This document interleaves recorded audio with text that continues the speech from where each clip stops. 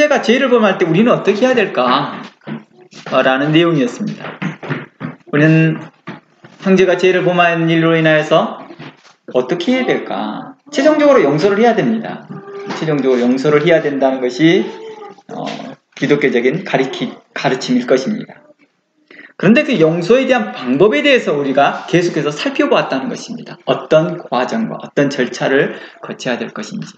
그래서 여러분들이 제가 페이스북에다 올려놨던 글들을 한 번씩 읽어보면 설교에 많이 도움이 됩니다. 예수님은 우리에게 이렇게 말합니다. 너희는 스스로 조심하라. 만일 형제가 죄를 범하거든 경계하고 회개하거든 용서하라. 라고 누가복음 17장에서 언급했습니다. 그래서 우리가 이 내용을 통하여서 우리가 지난주 시간을 통하여 또 지지난주 시간을 통해서 우리가 이런 계속해서 살펴봤습니다. 특별히 이 본문에서 너희는 스스로 조심하고 내 형제가 죄를 범하거든 경계하라 라는 단어 있죠. 이 경계라는 단어가 조금 국어 성경에서는 조금 오해하기 쉬운 단어입니다. 경계하라, 이 말은 좀 조심하라 이런 의미로 받아들여야 돼요. 그런데 앞 문장에 너희는 스스로 조심하라는 문장과 뒤에 나오는 경계가 같이 충돌 현상이 일어나요. 중복된 현상이 일어난다는 거예요. 그래서 이 경계가 무슨 뜻이다? 책선하라 이 말입니다. 책선이란 뜻이 무슨 뜻을 말했죠? 노출시켜라. 문제를 노출시켜라. 그리고 자신의 죄에 대한 죄책을 확신을 갖게 해라. 이 책선을 통하여서. 그러니까 바른 뜻은 죄에 대한 바른 인식을 갖게 하고 무엇이 죄인지에 대해서 인식시켜주는 것이 책선이라는 것입니다. 그러니까 덮어놓고 용서해주는 게 아니에요. 무언가를 지적해주는 것입니다. 그리고 용서는 그 문제의 인식과 함께 돌이켰을 때만이 이제 그 효력을 발생합니다. 그러니까 용서의 효력은 언제 발생하느냐? 그가 죄에서 돌이켰을 때라고 표현되어진 것입니다. 그리고 그 죄로부터 이제 그 효력의 발생이 어떻게 나타나요? 효과는 죄로부터 자유를 얻게 한다는 것입니다. 그래서 크게 용서는 두 가지 기능이 있다고 그랬죠? 먼저는 그 죄에 대해 책선하고 인식하게 하는 것이다. 첫 번째는 무엇이다고요? 죄에 대해서 책선하고 인식시키는 것입니다. 그리고 두 번째로는 그 죄로부터 자유함을 주는 능력이 있습니다. 용서에는요. 그런데 만일 우리가 무슨 죄인지를 알지 못할 때 우리가 어떻게 그 죄로부터 멀리 떠날 수 있을까? 그리고 어떻게 우리가 용서받았다는 걸 알 수 있을까라는 것입니다. 우리가 이러한 내용들도 우리가 지지난주 시간에 함께 계속 살펴봤지만 우리가 무슨 죄인지를 알지 못하는데 내가 용서함 받았다 이렇게 말합니다. 그러니까 처음에 교회에 왔던 사람들이 많이들 그걸 궁금해요. 제가 무슨 죄가 있는지 용서함 받았는지를 명확하게 말을 못해요. 단지 나 같은 죄인 살리신 할 때 그 죄인이라고 할 때 실상 감옥에 있는 사람들하고 이야기를 해봐요. 그럼 내가 실상에서 일상생활에서 지른 죄는요, 죄가 아니에요. 그냥 세 발의 피해요. 쉽게 재판정에 한번 가보면 그걸 더 많이 느껴요. 재판정에서 제목을 일일이 낱낱이 고발하거든요. 대단한 거죠.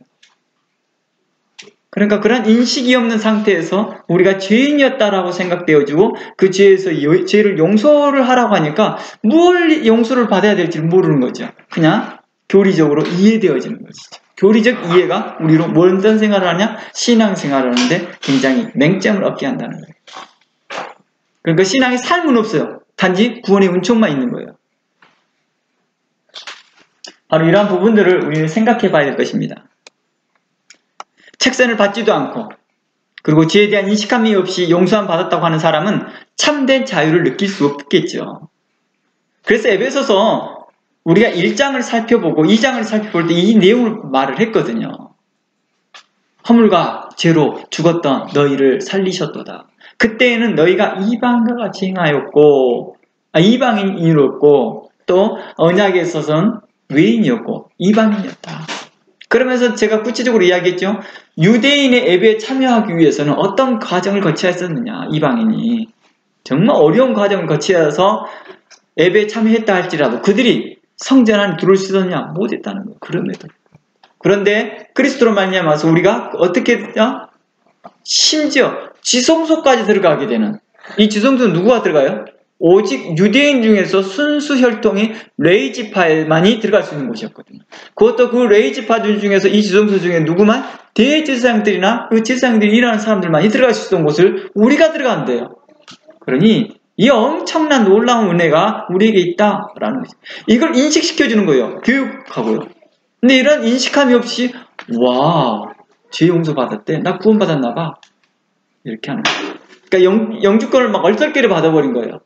그래서 왜 영주권을 받았는 이유를 몰라요. 그러니까 이 영주권에 대한 가치를 못 느끼는 거와 사람과 똑같은 거죠. 그러니까 자기가 잘나서 받는 줄 알고 착각을 하는 경우가 많죠.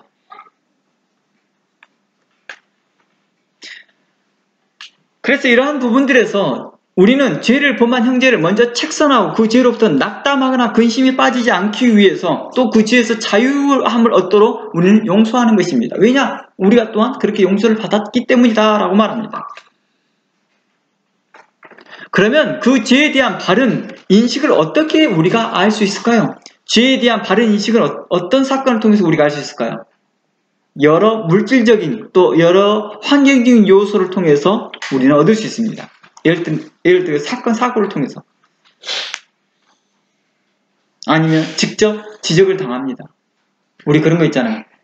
뭐 교통사고를 났거나 자연재해를 입었거나 아니면 개인적인 어떤 파산이나 어려운 일이 당할 때 뭐합니까? 내가 무슨 죄가 있었지 않았나? 혹시 그게 내게 잘못된 것이었을까? 이런 인식을 한다는 거예요. 그 인식을 한다는 것입니다. 두 번째는 직접 지적을 당합니다. 당신 이걸 잘못했어요. 또 하나는 찬양과 기도 중에서 인식합니다. 그리고 개별적으로 말씀을 묵상하거나 연구할 때 이게 하나님이 기뻐하지 않는 거구나. 이게 내가 그 형제에 대해서 잘못된 거구나. 인식하는 거죠. 뭘 통해서요? 개인의 말씀의 묵상이나 또 연구를 통해서요. 그러니까 성도들이 성경을 멀리하고 있으면서 내가 죄를 인식한다는 것은 어려운 일이에요. 어차피 자신이 인식하는 범위는 자기 수준에서 인식하는 거예요. 자기 수준에서 이렇게 옳고 그름을 이야기해요. 그러니까 굉장히 상황적 윤리관을 갖게 되죠. 상황적. 이때는 맞고 저때는 틀리고 저때는 맞고 이때는 맞고 이때는 틀리고 이런 현상이 벌어지는 거죠. 기준점이 없는 거죠. 누구에게 기준을 둘 것이냐? 이것은 말씀밖에 없는 거겠죠. 또 마지막으로 우리는 또 가장 쉽게 접하는 것이 설교이겠죠. 또 성경 강의나 설교를 통해서 우리가 그를 통해서 교훈하고 책망하고 또 바르게 하고 의로 교육하는 그러한 일을 통하여서 우리가 뭐합니까? 이게 죄인 것을 아는 거죠. 교회에서 이런 것이 죄입니다. 이게 문제입니다 하면 우리는 그걸 고치려고 하잖아요. 그래서 지도자를 굉장히 중요시하는 거죠. 지도자가 만약에 저것은 죄가 아닙니다 하면 모든 컨그리게이션은 그게 죄가 아닌 줄로 인식하니까 어떤 사람은 이건 죄입니다라면 그게 다 죄인 줄로 인식하니까 뭘로 가르침을 받았느냐에 따라서 또 다른 결과를 얻어내겠죠.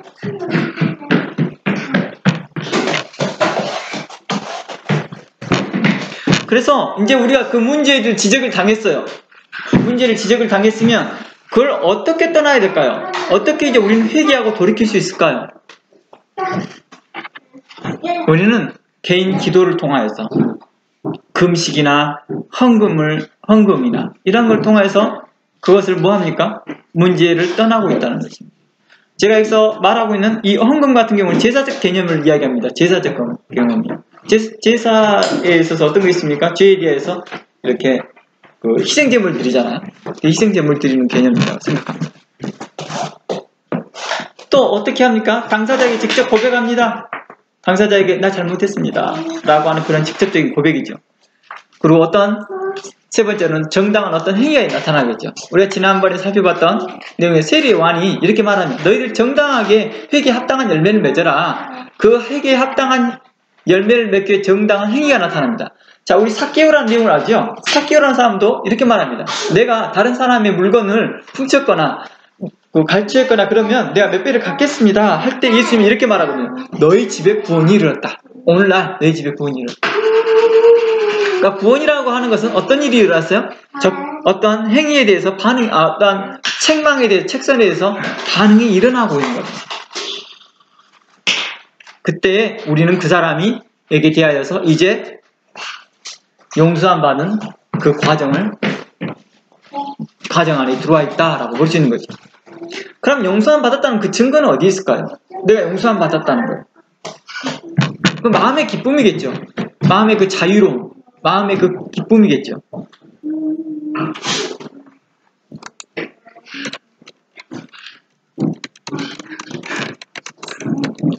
그 다음 어떤 것이 있습니까? 용서함을 받았다는 그 증거가 뭐가 있을까요?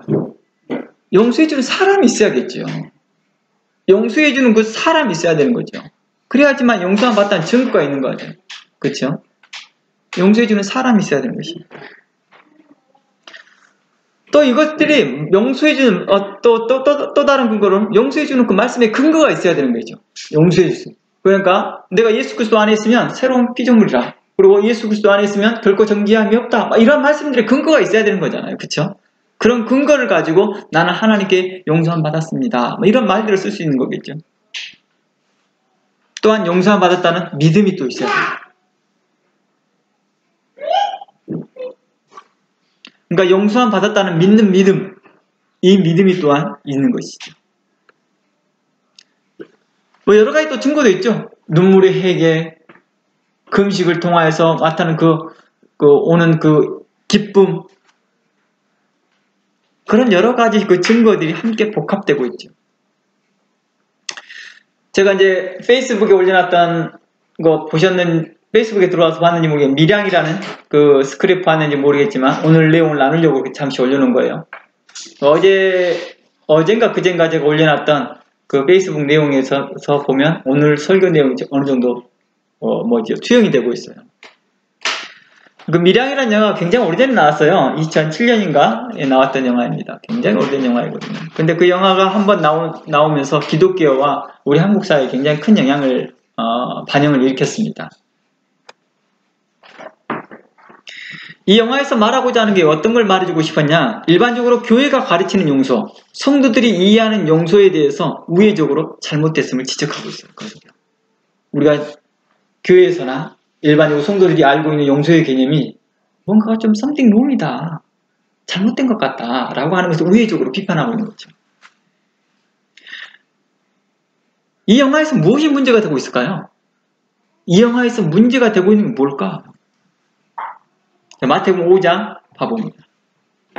마태복음 5장 23절 24절 봐봅니다. 제가 몇 번 밀양이라는 영화를 언급했기 때문에 바로 이걸 보면서 설명해 보겠습니다. 23절, 마태복음 5장 23절.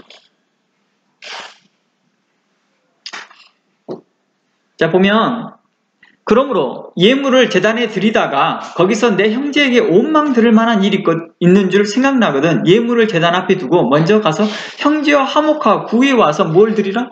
예물을 드리라. 여기서 예물을 드리라는 말을 어떤 의미로 받았어요? 제사, 예배, 이런 의미, 찬양, 감사, 영광, 이런 의미로 다 이해될 수 있겠죠? 그런데 이곳에서 뭘 말하고 있습니까? 이웃과 형제에게 대하여서 화해를 먼저 요청하고 있다는 것입니다. 형제에게 원망 들을 일이 있으면 뭘 해야 됩니까? 용서를 구하는 거죠. 용서를 구하는 거죠. 그런데 그런 걸 하지 않습니다. 밀양에서 보면 뭐예요? 그 사람이 개별 편지를 쓸 수 있었거든요. 왜냐하면 자기 딸이 있었고 주소도 어딘지도 다 알고 지역 사람이었으니까, 같은 지역 사람이었으니까 편지도 쓸 수 있었고, 자신이 편지를 써서 이렇게 쓰면 좋겠죠. 나 이곳에 있으면 그리스도를 만났습니다. 내가 과거에 있었던 내 욕심과 탐욕과 나의 잘못된 생각 판단으로 당신의 사랑하는 아들을 빼앗아 버렸습니다. 내가 일에 대해서 참으로 회개합니다. 내가 당신에게 있어서 용서함 받을 수 있다 한다면 내가 참으로 제게 기쁨이 되겠습니다. 그러나 용서받지 못할 죄인이기에 제가 당신에게 다시 한번 요청합니다. 이렇게 말하는 거죠. 그러나 당신이 어떤 판단을 하더라도 난 당신에게 대하여서 불림하지 않습니다. 그 사람이 이렇게 할 수 있죠. 아니, 당신도 예수 믿는다면서 성경에 용서하라고 했잖아. 용서. 왜 근데 나를 용서 안 해? 이렇게 말할 수 있는 자격이 있을까요? 없다는 거예요. 그런데 우리는 그렇게 하고 있더라는 것 교회 안에서. 이웃과의 화해가 없어도 하나님께 용서받을 수 있다는 이해는 거룩한 성도의 삶과 구원을 어떻게 생각하기 때문입니까? 구분하기 때문에, 별개로 놓기 때문에.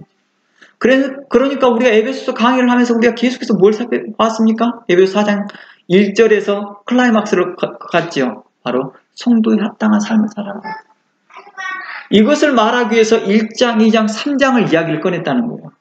너희들이 하나님 앞에 합당하지 못해. 너희가 원래 이방인이었던 너희를 이제 거룩한 성도 불렀으면 그에 감사하고 찬양하고 해야 될 텐데 너는 그러지 못하고 있잖아. 성도로서 그렇지 못하잖아. 말만 성도라고 하잖아. 이렇게 하고. 그게 바로 뭐가 관련된지 알아? 구원과 관련돼서 이렇게 하면서 계속 이야기. 그러면서 그들이 너무 낙담하지 않도록 뭐 하게요? 낙담하지 않도록 하나님이 너희를 인치셨다? 하나님의 성령이 너를 인치셨던 것이니까 그 성령의 인치심을 따라서 너희 구원에 끝까지 붙들어. 그 구원에 붙들면서 성도들과 함께 다시 뭐하라? 성령이 하나 되게 한 것을 힘써 지켜라. 이렇게 성경은 이야기하고 있다는 거예요. 그러면서 후반부에 들어가면서 4장 후반부에 들어가면서 하나님의 성령을 근심케 하지 말아라. 또다시 그걸 지적을 합니다. 했던 말을 약간 다른 말 방향으로 들어줘요. 그러니까 점점 그 지혜를 노출시키고 있어요. 책선하는데 처음에는 큰 걸 이야기해요. 그러다가 조금씩 디테일한 이야기를 해요. 그러면서 디테일한 이야기, 너희가 서로 인자하지 못했지 않느냐? 너희가 서로 뭐 하느냐? 막 너희들이 실상 악의를 가지고 이게 지금 현재 에베소 4장 보면 그들이 뭐 합니까? 그들이 악독을 품고, 그쵸? 악독을 품고 수근수근하며 그들이 대하여서 당을 짓고 이러한 사람들이 지적을 하고 있다는 것입니다. 그러한 것들을 옳지 못하다. 너희들이 지금 그리스도인이냐? 말만 그리스도인 아니냐? 라고 한 내용입니다. 문을 살짝 열어도 돼? 하나요? 그러니까 이러한 부분들을 우리는 성경은 이야기하고 있다. 그러니까 단순하게 성경은 용서하라고 했으니까 무조건 용서해야 된다라는 개념보다는 성경에서 우리에게 성도에 합당한 삶을 이야기하고 있다는 것입니다. 그러나 이런 것들을 말하지 아니하고 교회는 뭘 해요? 성도의 거룩한 삶과 구원을 별개로 놓고 있다는 거예요. 별개를 놓고 있으니까 구원의 거룩한 삶을 그냥 상급 정도로만 이야기해요. 구원은 이미 땅은 당상이고. 이런 관점으로 하다 보니까 문제가 되는 거죠. 이것은요, 솔직히 초기 기독교에 나타난 영지주의 가르침하고 유사합니다. 영지주의자들이 그랬거든요. 그러니까 이런 교리 오늘날의 생소한 성도들의 현상이 아니라는 거예요. 이것들이 영지주의가 나타나는 교리냐? 유대교에서도 일어났거든요. 이런 일들이요. 이런 개념들이요. 그러니까 예수님께서 계속 그들의 삶을 지적하고 있잖아요. 너희들이 선민이라는 말이 뭔 말이에요? 구원받았다는 뜻이에요. 이 말을 다른 말로 구원받았다. 근데 그 구원받은 사상 안에서 뭘 지적합니까? 그들의 삶을 계속 지적하고 있잖아요. 예수님도요. 그러니까 이것은 초창기 요 근래 나타난 증상이 아니라 이미 하나님의 나라에 들어와 있던 사람들 안에 계속 있어왔던 일이라는 걸 볼 수 있습니다. 이러한 가르침은 교회를 병들게 합니다. 성도들을 어떻게 합니까? 집단적 이기주의 사람으로 만들어버립니다. 우리 다 구원받은 사람. 너희들은 다 잘못됐어. 안 믿었으니까. 이렇게 이야기하고 있다는 거예요. 그러니까 문제는 뭐예요? 그런 집단적 이기주의 삶이니까 자신의 합당한 삶에 대해서 별로 관심이 없는 거예요. 성도의 합당한 삶에 별로 관심이 없이 행동합니다. 나 구원받았네, 너 구원받았네, 하나님께 영광, 이렇게 말만 하고 있다는 것입니다. 그러면서 뭐합니까? 이러한 가르침이 오늘날에 독특하게 드러나는 곳이 구원파적인 가르침을 가르치는 곳이죠. 일반 교회에서부터 시작해서 일반 교회도 그렇고 있다는 그런 구원파적인 구원론을 가르치고 있다는 것입니다.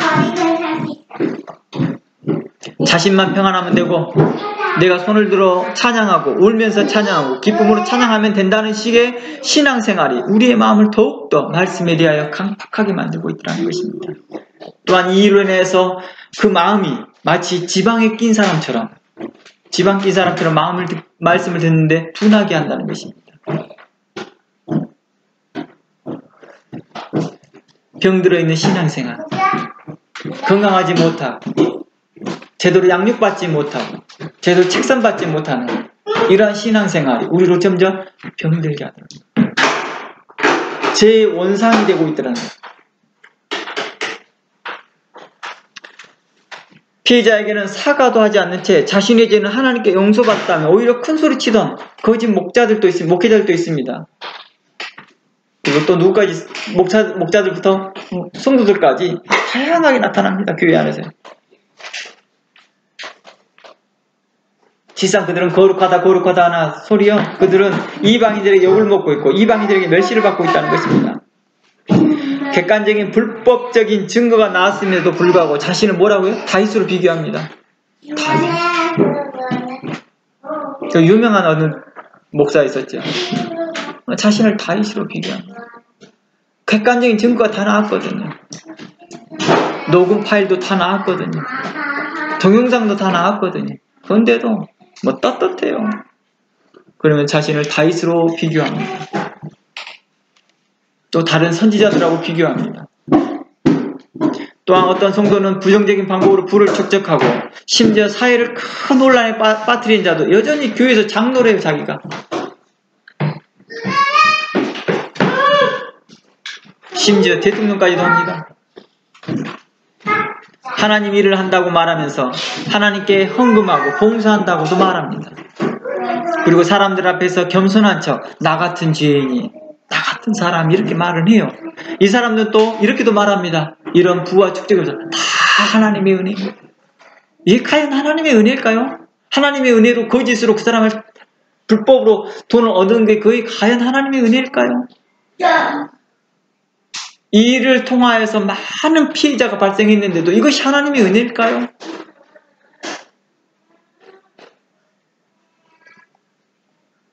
교회는 역사나 사회적으로 문제를 만들었거나 또는 강력 범죄자가 회심한 사람에 대하여서 우리는 교회는 환영해야 되는 건 맞지만 그렇다고 그 사람이 어떤 경로와 어떤 과정에서 회심했는지 살피고 그 사람의 교회에 세우는 것이 합당한 일이라는 것입니다. 그러나 이런 과정을 거치지 않고 뭐합니까? 이벤트식으로 세웁니다. 아직도 피해자들은 그 회심한 사람의 그 과거에 저지른 악으로 인해서 현재까지 고통 가운데 있다 한다면 교회는 그 회심한 사람에게 뭐를 말해야 할까요? 진실로 회개에 합당한 열매를 맺도록 우리는 교회는 도와야 됩니다. 어떻게 도와요? 책선하고 바르게 하고 책망하고 의로 교육화해야 합니다. 그리하여 뭐합니까? 가서 회개에 합당한 열매를 맺도록요. 그런데 뭐합니까? 이미 장로 주고 이미 집사까지 다 줬기 때문에 뭐합니까? 회개에 합당한 열매에 대해서 이야기를 안 하려고 합니다.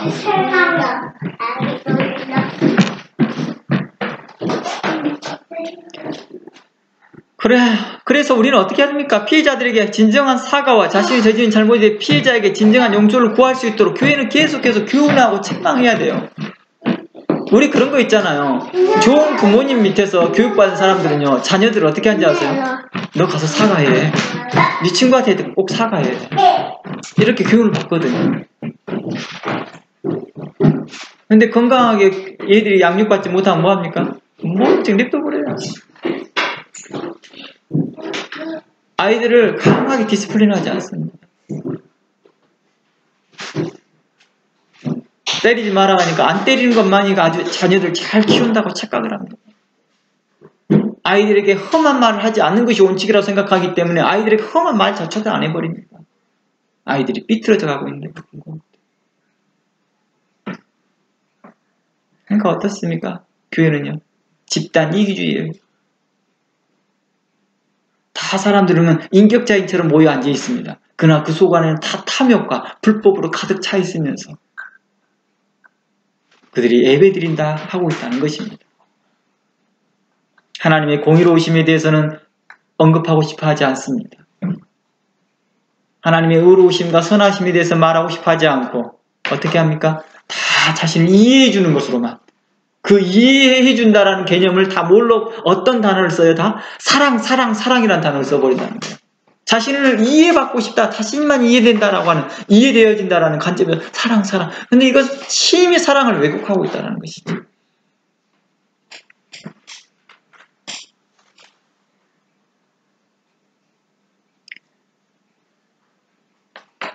만일 교회가 그 회심한 사람에 대하여서 과거의 그 죄가 아직까지 현재도 남아있다 한다면 피해자들이 아직까지도 고통 가운데 있다 하면 그 사람에게 교훈해야 되겠죠.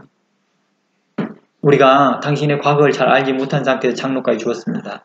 그러나 당신에 대해서 이제 들춰났으니 이제 교회는 당신에게 대하여서 장로라는 타이틀에 합당하게끔 행동하십시오. 당신의 장로로서의 그 자격을 박탈하기보다는 유지하되 여기 합당할 수도 행동하십시오. 당신에게 그 피해자에 대해서 가서 진정으로 사과하고 당신이 가지고 있는 재산이 얼마인지 잘 모르지만 삭개오처럼 구원받는 그 구원의 은총이 당신에게 있기를 원한다면 삭개오처럼 하기 원합니다. 세리요한이 백성들에게 지적했던 것들처럼 바로 세리요한이 말했던 백성들에게 세례받으려고 했던 사람들에게 외쳤던 그 음성을 다시 한번 들어보시기 원합니다. 그리하여 당신이 이 일에 합당히 할 수 있는지를 스스로 점검하기 원합니다. 만약에 그렇지 못하거든 당신의 직분을 스스로 내려놓기 원합니다. 그리고 다시 처음부터 행하기 원합니다. 그리고 저희가 돕겠습니다. 교회가 당신을 돕겠습니다. 만약에 그가 와이프가 있거나 남편이 있다 한다면 와이프와 남편은 뭐합니까? 내가 당신을 돕겠다. 내가 당신을 돕겠다. 당신이 참된 용서를 할 수 있도록 참된 회개를 할 수 있도록 내가 당신을 돕겠다. 계속 직선하고 바르게 하고 교훈하고 이루하고 격려하고 믿음으로 용서할 수 있는 용서할 수가 아니라 사과할 수 있는 그런 용기를 가질 수 있도록 계속 쏟아줘야 됩니다. 근데 우리는 뭐합니까? 방관자처럼 냅둬버립니다. 너 구원받고 나 구원받았으니까. 별로 그거 중요시 않게 얘기하거든요. 성경은 중요하게 이야기하는데도 우리는 중요시 여기지 않습니다. 왜냐고요? 내가 편하니까. 내가 두 손 들고 찬양하니까. 내가 눈물 흘리고 찬양하니까. 내가 지금 큰 소리를 하나님 앞에 영광 돌리고 있으니까. 내가 헌금하고 있으니까. 내가 봉사하고 있으니까. 그렇게 생각하고 있다는 것입니다. 제가 말을 여러 번 이야기하지만 우리가 실질적으로 교회 안에서 생활은 몇 %라고요? 우리 일생에서요? 10% 채 안 된다는 거예요. 새벽 예배까지 다 포함해서도요. 나머지 우리 일상생활 80~90%는 다 어디에? 우리 일상생활에 일하는 거예요. 일상생활. 성경은 바로 우리 일상생활에서 합당하지 못한 것을 자주 이야기하고 있다는 거예요. 성도로서 합당하지 못한 것을. 그러므로 회심한 사람에게 진정한 사과를 할 수 있도록 만약에 피해자가 아직도 남아있고 피해자들이 아직까지도 어려워하고 있다 한다면 그들이 진정한 사과를 할 수 있도록 교회는 그를 돕고 피해낸 사람들에 가서 회심한 사람의 진정성을 대신 전달해주면서 우리 교회에 이러이러한 장로가 있었는데 당신에게 장로라겠다. 어떤 성도가 있는데 당신에게 큰 잘못을 저질렀다 합니다. 과거에. 혹시 그 사람 아십니까? 네, 압니다. 지금 그 사람이 하나님을 만났습니다. 그런데요, 당신에게 가서 사과하고 싶습니다. 그러니 당신은 그 사람과의 만남을 허락해 주셨으면 좋겠습니다. 계속 교회는 중재 역할을 해줘야 되겠죠. 교회는 중간에 중매하듯이 두 사람 사이를 중매하듯이 계속 그러니까 이렇게 하는 경우가 있더라고요. 교회는요. 냅둬버려요. 그냥 냅두고 네가 가서 알아서 사과하고 오든지 말든지 하라고 냅둬버리는 거죠. 교회는 중매 역할을 해줘야 되거든요. 교회 역할이 뭘까요? 책선하고 바르게 하는 역할 아니에요? 그냥 냅두는 거예요. 그냥 자기 공동체 안에 들어오면 오케이예요. 그러니 교회가 병드는 거죠. 교회가 이 성도가 내 교회로 안 들어온다 할지라도 얘가 하나님과 화해하는데 하나님과 화해하고 그 피해자와 화해하는 데 있어서 최선을 다해야 되는데 이 성도가 우리 교인이냐 아니냐에 대해 거기에 관심을 가지고 있다는 거예요. 그러니 교회를 뭘로 만들어요? 비즈니스 공간으로 만들어 놓은 거죠. 집단 이기주의 공간으로 만들어 놓고.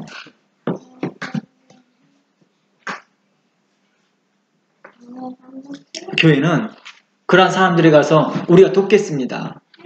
우리 성도들이 당신을 돕겠습니다. 그리고 그 사람과 화해하십시오. 그리고 화해가 아니죠. 용서를 구하십시오. 그리고 피해자에 가서 말합니다. 이 사람이 진정으로 바꾸려고 합니다. 지금 현재 당신이 받았던 피해를 100분의 1도 못 갚지만 좀 너그러운 마음으로 인자하게 대해주셨으면 고맙겠습니다. 행여 그 사람이 성도로 간다면 그 사람이 마침 교회를 다닌 사람이라면 하나님의 사랑을 받는 자로서 하나님께서 그리스도 안에서 당신을 용서함과 같이 그래 용서해 주는 게 어떻겠습니까? 라고 말해주는 거죠. 그리고 교회에서 당신이 당시의 과거의 피해로 인해서 지금의 생활에 어려움이 있다면 교회에서 조금이라도 지원하겠습니다. 지금 현재 어떤 사람들 그 피해로 인해서 마음에 병이 걸리고 인해서 정상적인 생활을 하지 못하고 있는 사람에게서 무조건 용서만 하래. 교회는 아무것도 안 하고 있으면서 그 가해자가 만약에 경제적 능력이 있다 한다면 당신은 어느 정도 배상하라. 우리 교회가 어느 정도 돕겠다. 근데 뭐 헌금을 어떻게 해요? 쌓아놓고 어디 뭐 필리핀에 하원에 뭐하네 해서 강도만 잔뜩 해놓고 있습니다. 돈 좀 쌓이기 시작하면 헌금이 좀 모이기 시작하면 건물 하나 지어볼거나 우리? 실상 그 건물을 누구를 세워야 되는데 하나님의 자녀를 성도들을 세우는 것이 교회인데 머리는 알고 있어요. 교회가 뭔지를요. 성도 한 사람 한 사람이라는 거 알고는 있어요. 그런데도 안 해요. 에베소의 말씀을 잘 알거든요. 에베소의 말씀이 뭐예요? 하나님께서 많은 사역자들을 세우신 목적이 뭘 세우는 거라? 하나님의 교회를 세우는 것이라 성도를 온전케 하는 걸 알고 있거든요. 근데 성도를 온전케 안 하고 있다는 거예요. 내가 온전한 같이 너희도 온전하라. 근데 그 온전케 하는 것을 어떻게 해요? 교회는요? 너희들 스스로 온전해져. 너희들 스스로. 그러고 난 다음에 그리고 하든지 말든지 상관없어. 중요한 건 우리 지금 현재 이 사람이 나한테 우리 교회 성도냐 아니냐. 이게 중요한 거야. 우리 교회 출석하냐 아니냐. 우리는 교회가 이렇게까지 변질되어야 되는 것은 성도의 삶과 구원을 뜯어놨기 때문이죠. 별개로 생각하기 때문이죠.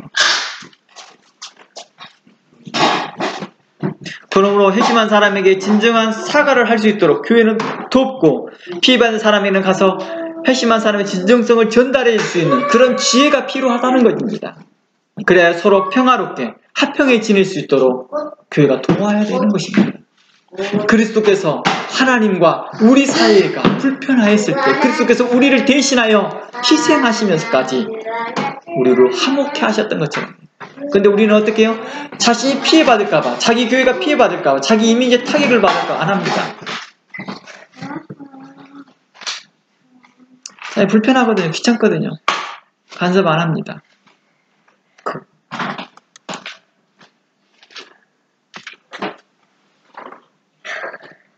그걸 어리석다고 생각할 수도 있을 것입니다.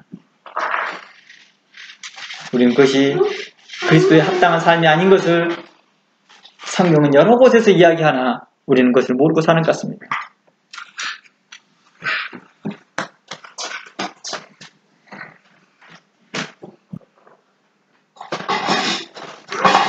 교회가 용서에 대해 오해했던 것은 성경의 문맥을 무시하고 살펴보기 때문이지요. 교회가 용서에 대한 오해하는 것은 밀양에서 보여줬던 것처럼 잘못된 용서의 개념은 바로 지난주에 살펴봤던 것처럼 성경의 문맥을 앞뒤를 살펴보지 않으면서 나타나는 이 일이라는 것입니다. 지난주에 설교를 들어보셨던 분들은 아시겠지만 우리가 어떻게 해요? 페이스북에도 나와 있는 내용입니다. 제가 글을 올려놨던 내용입니다. 성경을 어떻게 관찰할 것이냐? 성경을 어떻게 관찰할 것이냐에 따라서 그 관찰의 결과가 내 삶으로 나타나기 때문이죠. 앞뒤 문맥을 무시하고 자신이 이해하고 싶은 대로만 이해하는 그런 편협적인 생각과 또 주관적인 그런 생각도 하나님이 기뻐하지 않습니다.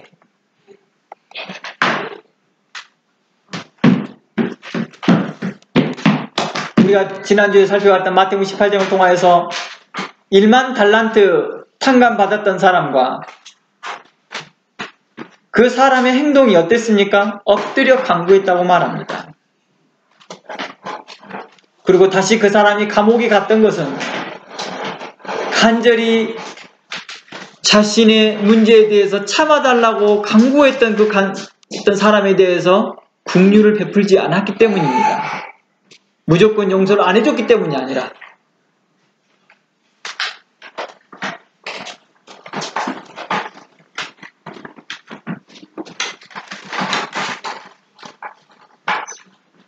회개는 용서의 전제 조건이었던 것입니다.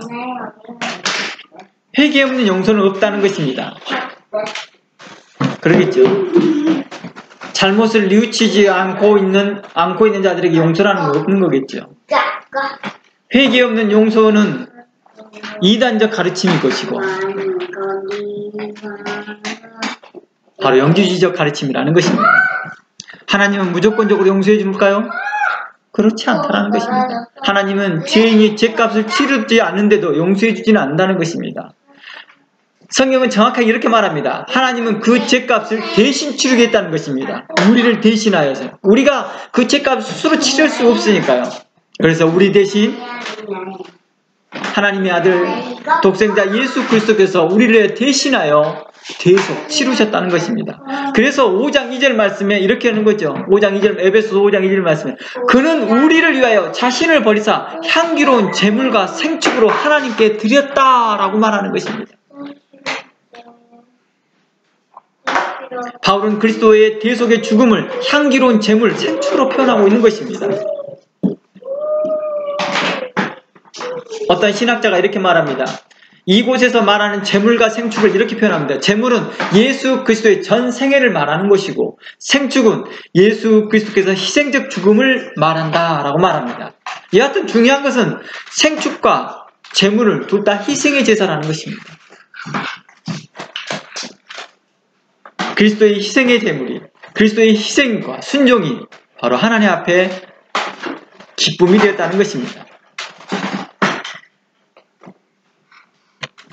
그리고 우리에게 그 예수님의 공로를 믿고 의지하도록 요구하였다는 것입니다. 너희들이 원래 죄야. 너희들이 그 죄에 대한 대가를 치러야 돼. 하지만 치를 능력이 없다는 거예요. 마치 1만 달란트 빚진 자들처럼요. 그래서 대신하여 그의 아들이 대신 치렀다는 것입니다. 이것을 믿느냐? 믿으라는 것입니다. 너희 죄들이 용서받을 것이다. 그리고 너희들은 너 형제에 대하여서 이렇게 하던 것처럼 너희들도 서로 용서하라라고 했던 것이 이것을 성경은 에베소 5장 1절에서는 너희는 하나님을 본받는 자가 되라. 그리스도를 본받는 자가 되라. 이렇게 표현한 것입니다.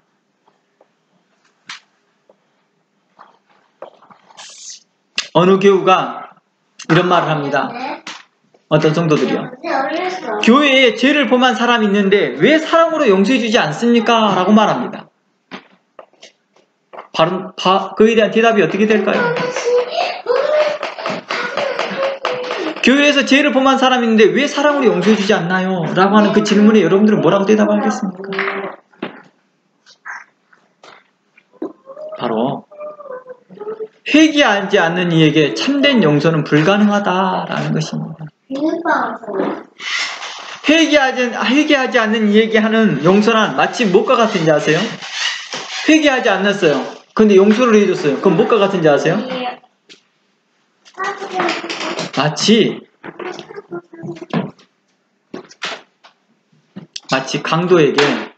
강도를 잡아놨어요. 그리고 다시 그 사람에게 총을 집어주는 거나 칼을 집어주는 거와 똑같은 일이에요. 다시 그 일을 하는 거겠죠. 그 강도가 더 많은 사람의 목숨을 뺏을 것이며 더 지능범으로 뺏을 것입니다. 저 지능적으로. 우리 그런다 하잖아요. 사기친 사람이 운 나빠서 걸렸다고 하잖아요. 운 나빠서. 그러니까 그 다음에는 어떻게 해요? 더 지능화되잖아요. 거기에 대한 정확한 디스플린이 없기 때문이겠죠.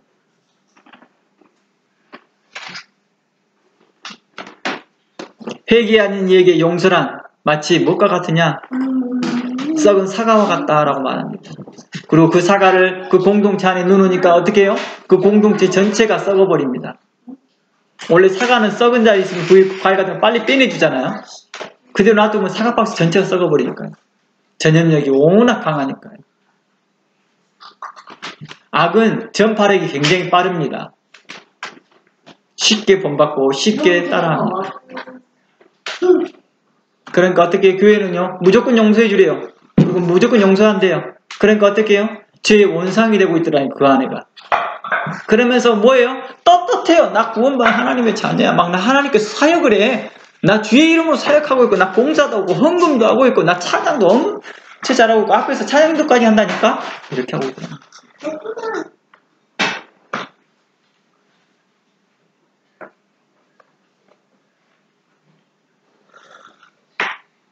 또 어떤 사람은 문제의 본질에서 벗어나 쌍방간에 문제가 있다고 말하는 사람이 있어요. 너도 있고 잘못 있고 나도 잘못 있지 않냐? 이렇게 하면서 논지를 벗어나 보려고 그래요. 문제의 논지를 벗어나려고 합니다. 그렇지 않나요? 정도의 차이가 있는데 똑같다. 어떻게 어떻게 똑같을 수가 있을까? 그러면 예수님께서 이렇게 했을 거 아니에요. 문제의 본질의 죄가 다 똑같다 한다면 사함을 받는 죄와 사함을 받지 못한 죄를 라는 말이 있어서는 안 되잖아요.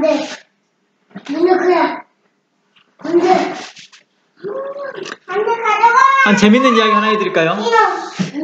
재밌는 이야기 하나 해드릴게요. 제가 유대인을 한번 대변해 보겠습니다. 유대인을 대변해 보겠습니다. 이것은 제가 그냥 만든 상황입니다. 어떤 사람들이 이렇게 말합니다. 유대인들이 이렇게 말합니다. 하나님이 중재자로 딱 썼습니다. 그러면서 이렇게 말합니다. 야, 유대인들아, 너희들 예수한테 정말 내 아들 독생자 아들한테 너무 잘못했다. 너희 잘못했다 용서 부려. 그랬더니 유대인들이 이렇게 말합니다. 아닙니다. 저 예수도 잘못했어요. 당신의 아들도. 생각해 보세요. 우리는 몇백 년까지, 몇천 년까지 배워온 게 있습니다. 성전은 거룩하다. 하나님의 말씀이 모세로부터 받았던 것을 우리가 귀하게 여겼습니다. 그런데 예수님이 뭐라고 한지 아세요? 성전은 헐래요. 율법을 그거 잘못된 거래요. 그리고 심지어는 우리는 다 하나님의 아들이 올 거라고 전혀 생각 못했죠. 선지자가 올 거라 생각했죠. 그러니까 그분이 말을 잘했어야죠. 왜 오해되는 말을 합니까? 성전은 헐라고 말을 하고 왜 율법은 그렇게 말하지 않았다고 말을 합니까? 어때요? 그러니 어떤 삼자가 마귀가 와서 그러니까 둘이 화해하면 되겠네요. 화해. 응? 서로 잘못했다 하고 화해하면 되잖아요. 이 지금 문제의 본질에서 있는 거예요? 아니잖아요. 벗어나는 거예요. 논지에 벗어나고 있다. 어거지를 쓰고 있는 거죠. 그래서 사도행전에도 이렇게 말합니다. 스데반이 설교하면 사도행전 6장에 나온 내용을 그대로 말한 거예요. 제가. 스데반이 했던 설교를 듣고 있던 말에 대하여서 사람들이 말합니다. 이 나사렛 예수가 이곳을 헐고 모세가 우리에게 전해준 규례를 고치겠다 하면 우리가 들었노라 하면서 스데반을 돌로 쳐 죽이는 일이 나옵니다. 스데반의 설교를 듣고 있던 사람.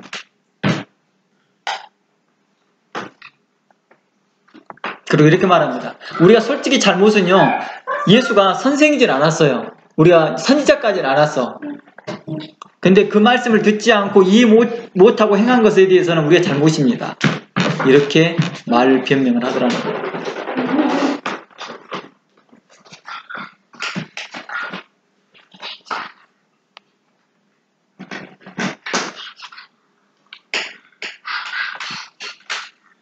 우리는 어떻게 합니까? 우리 형제에 대해 죄를 범한 자들에게 대해서 우리는 그들에게 계속해서 회개할 수 있는 기회를 계속해서 줘야 됩니다. 권면하고 교훈하고 책망하고 바르게 해야 됩니다. 그렇게 할 의지를 잃어버리거나 그렇게 하려고 하는 마음을 잃어서는 안 될 것입니다. 이것이 바로 우리 마음 가운데 사랑이 식어지는 것입니다. 내 안에 하나님께서 서로 사랑하라 라고 하는 말씀이 뭔지 아실까요? 너희는 서로 사랑하라는 말이 하나님 내가 저들에게 잘못을 계속 말할 수 있는, 교훈할 수 있는, 책선할 수 있는 그 마음을 달라는 것입니다. 근데 사랑이란 말을 잘못 이해해서 이해해주는 걸로 이해하려고 하는 것은 죄를 이해한다는 것은 말이 안 되는 거죠. 그것은 곧 죄를 용납해주는 것과 같은 것이고 죄를 양상해내는 것과 같은 것이고 그리고 죄를 더욱더 증식해내는 바이러스를 더 증식시켜주는 그 원상지를 만들어내고 있다는 것입니다. 사랑이라는 것은 뭐예요? 바르게 책선해 줄 수 있는 그런 마음. 하나님, 내가 그 형제에 대하여서 포기하지 않게 해 주시옵소서. 내가 그 잘못한 형제에 대하여서 내가 책선하는 일에, 바르게 하는 일에, 의로 교육하는 일에 포기하지 않도록 하나님 믿음을 주시옵소서. 하나님께서 그리스도 안에서 나를 포기하지 않으신가 같이